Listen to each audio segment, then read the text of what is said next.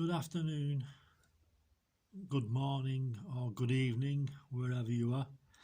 This is Jeffrey Shanti Woodcock speaking, and it has been a little while since I did a last video, but I feel drawn to doing one just to refresh and update some information about the books that you can see on the screen. Taxi for Spirit, Diary of a Soul Retriever, and the second one, Taxi for Spirit 2, Pure Gold. And as I speak, the third book, Taxi for Spirit, title unknown, is almost completed as well. But I feel it's time for me to sort of update the information and share with you a little bit more information about what's in the books, because they're very, very beneficial for people to read, because what I've wrote about is actually occurring on this planet for almost every person on this planet. There could be one or two souls that have incarnated for the first time and haven't had any lifetimes where parts of their soul has become trapped. But I'm not going to say everybody, but it's near 100% as you can get. So first of all, I am a soul retriever and you are a soul retriever. Some of you will just have no idea of the complete story about being a soul retriever.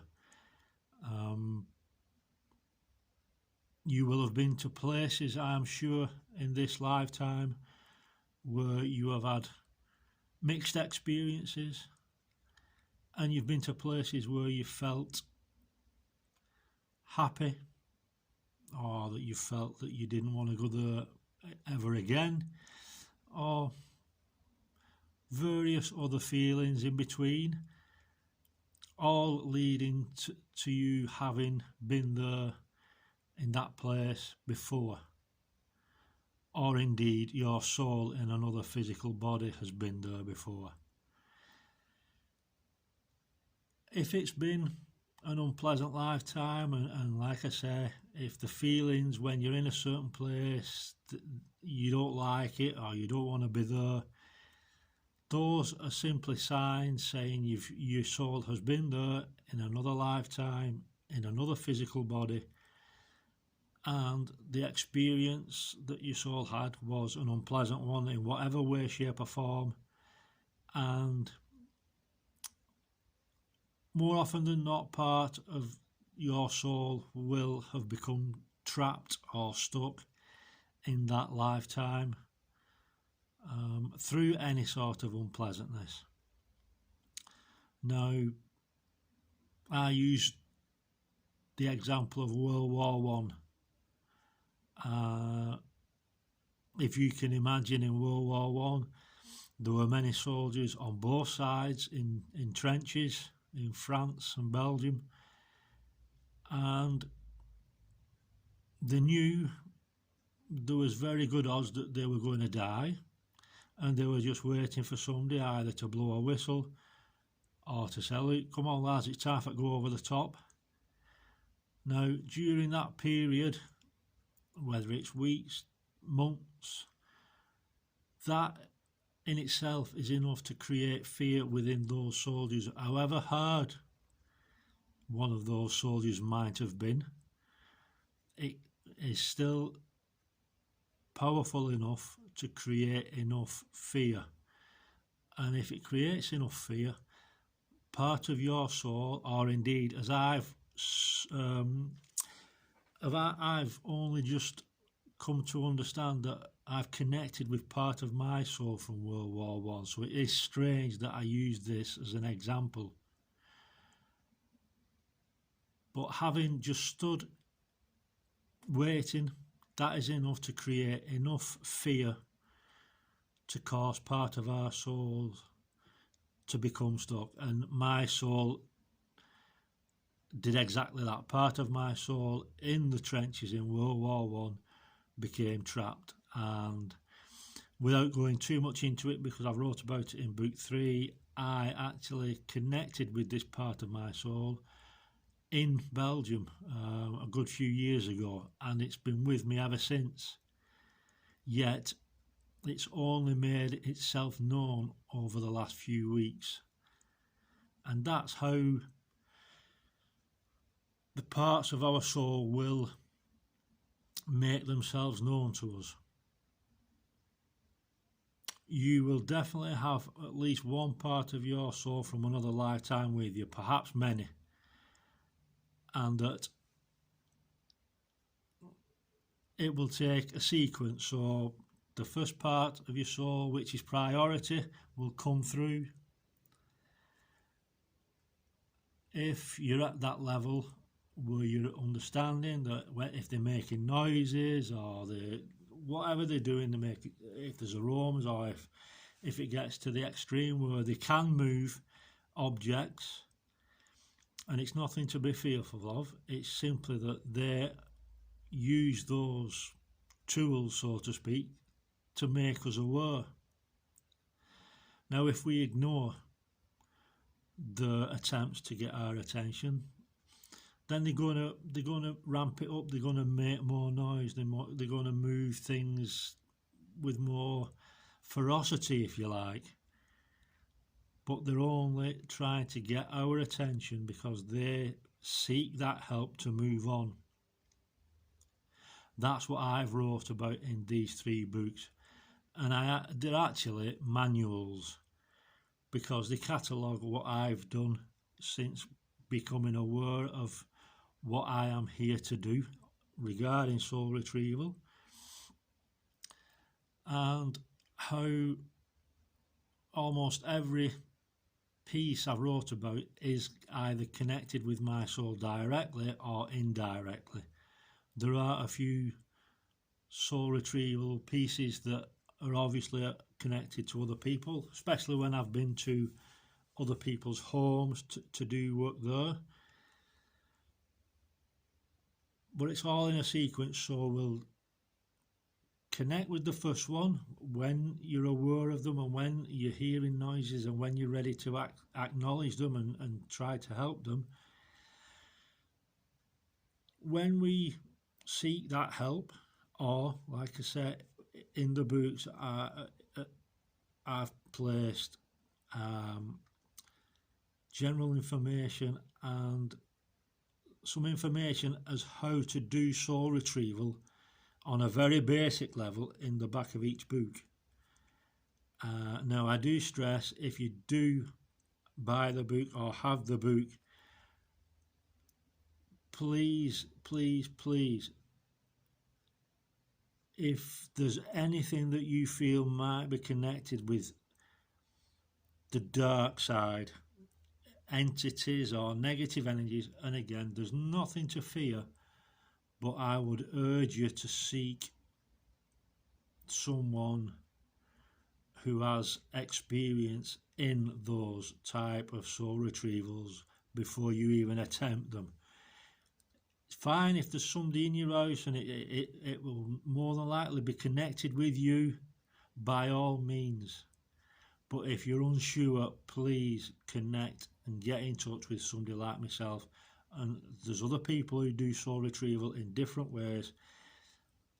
Connect with them, get in touch with them and ask them for their help if you feel there's any sort of darkness within any of them. I stipulate that, and I know somebody who has, let's say, had an experience and it's not gone nasty, but it's created a little bit of chaos because they weren't completely understanding of what and how to go about it.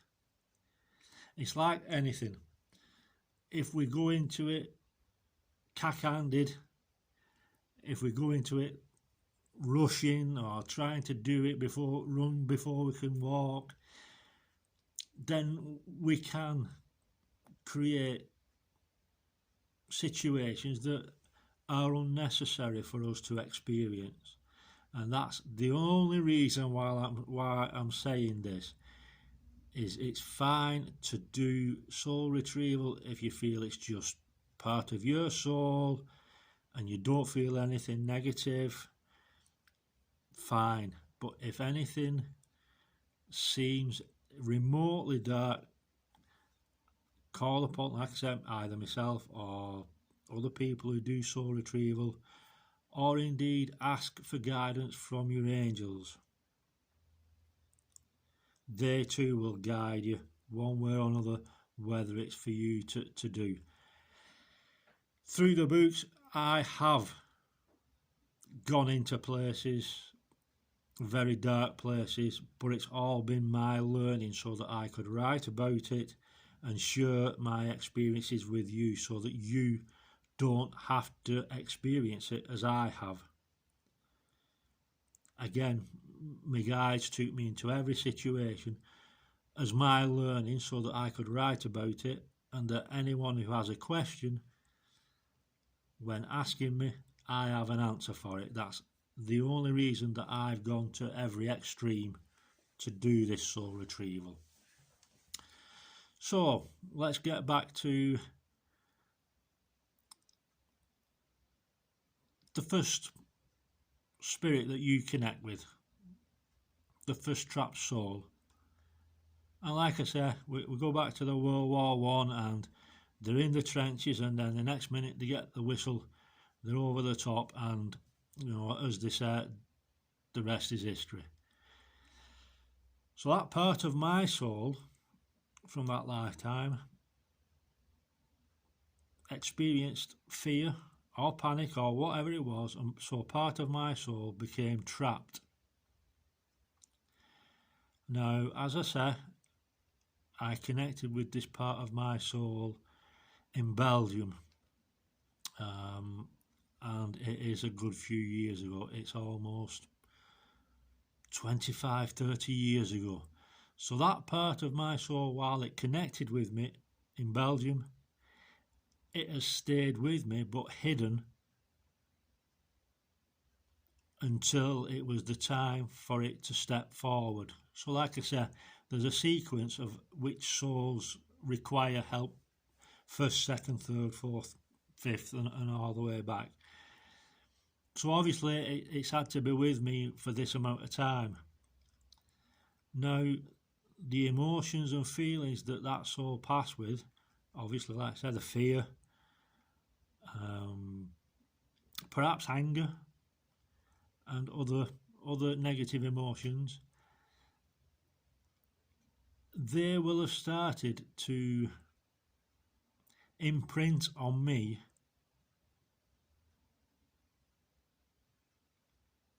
so that I could understand how to help this part of my soul to move on. But when you begin the soul retrieval journey, you won't understand that at first. So you might start feeling, like I say, fear or anger.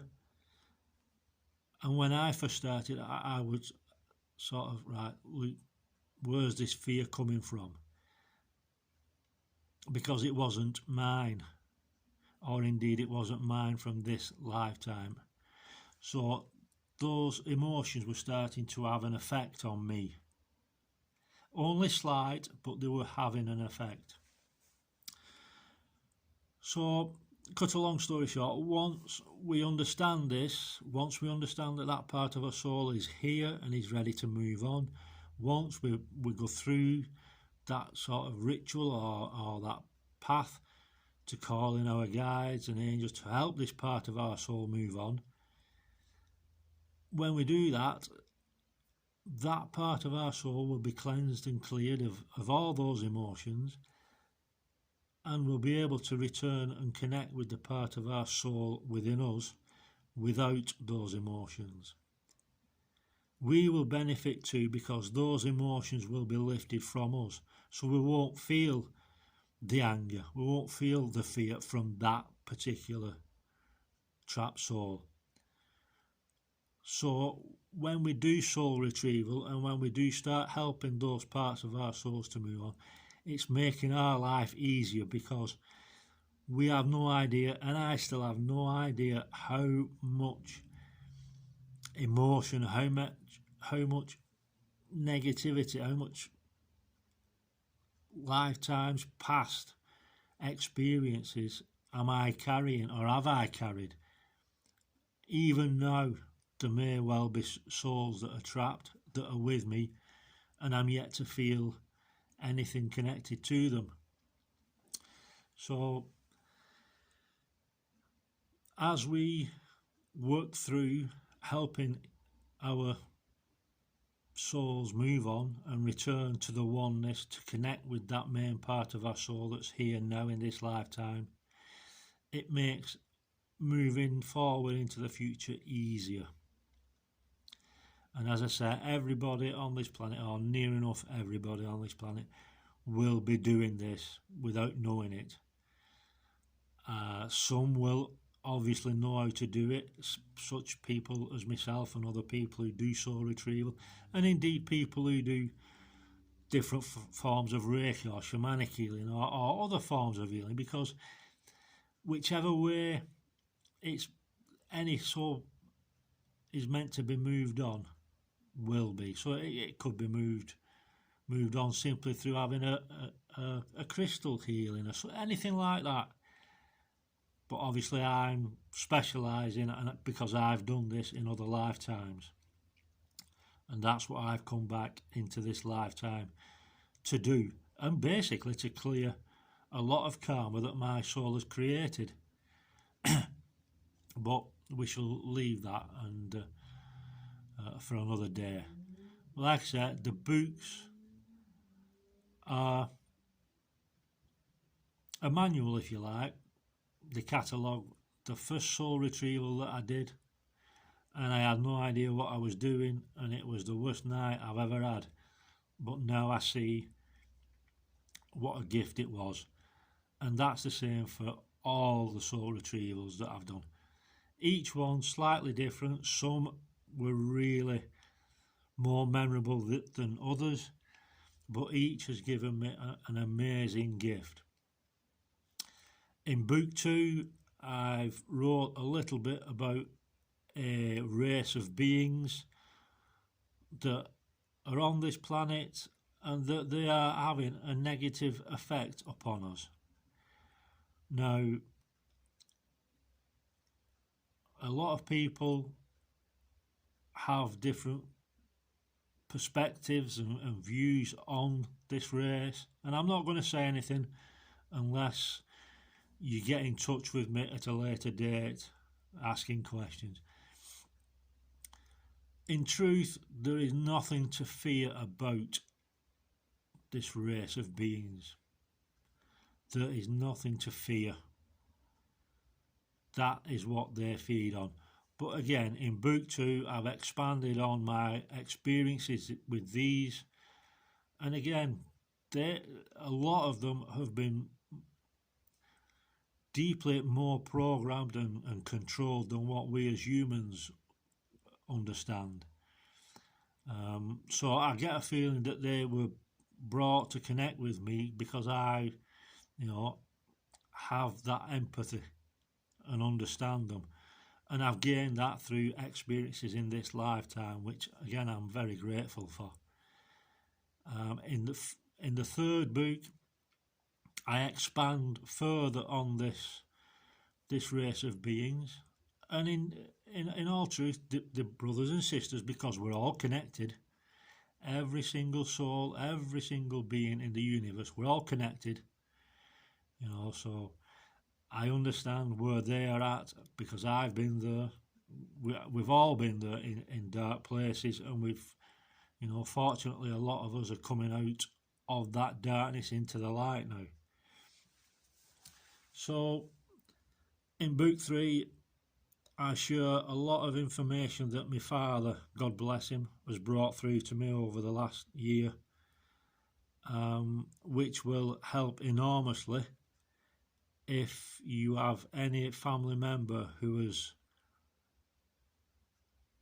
sworn into or pledged allegiance or been initiated into any sort of society or cult, if you want to put it plainly. Again, I've used my dad's experiences, and it's only since he passed was he able to come through and share this information with me. So all that is in book 3. I've expanded on other soul retrievals and again shared all my experiences and wisdom that I've gained from them. And at the back of the book, I've even shared a lot of poems and other types of pieces that I wrote in about 2008 when I started writing. And it's strange how they all come together and they all merge perfectly. And without saying too much, the ending of book 3 ends with a poem that my dad wrote to my mother when they were courting in 1964. And it absolutely blew me away. So I just see that as very fitting to end book 3. I hope you've enjoyed this video, and again, if you have any questions prior to buying this book or any questions in general, I am on Facebook mainly. I'm not the best technology minded person in the universe, but feel free. Jeffrey Shanti Woodcock, that's my name on Facebook. Please feel free, but leave a message regarding what it's about, because sometimes if I get that feeling, I won't accept a friend request. It's just, unfortunately, it's just how the times are at the moment. So if I don't feel the right energy on a friend request and there's no message or whatever with it, it's possible that I could ignore it, but again, Archangel Michael saying we'll look after that. So anyway, feel free, like I said, get in touch. I hope this video has been very helpful, and please feel free to get in touch. I do have copies of the first 2 books on sale from myself. They are on Amazon and Waterstones. Yeah, I think that's everything. I shall listen this back now and see how we've done, and for now I'll just send you all lots of love and Shanti blessings, and I just wish to tell you that please continue on your path, because you're doing amazing. However you believe you are doing, I know you're doing fantastic and you're doing everything you can. Okay, dear ones, take care, sending you lots of love and Shanti blessings. God bless. Bye.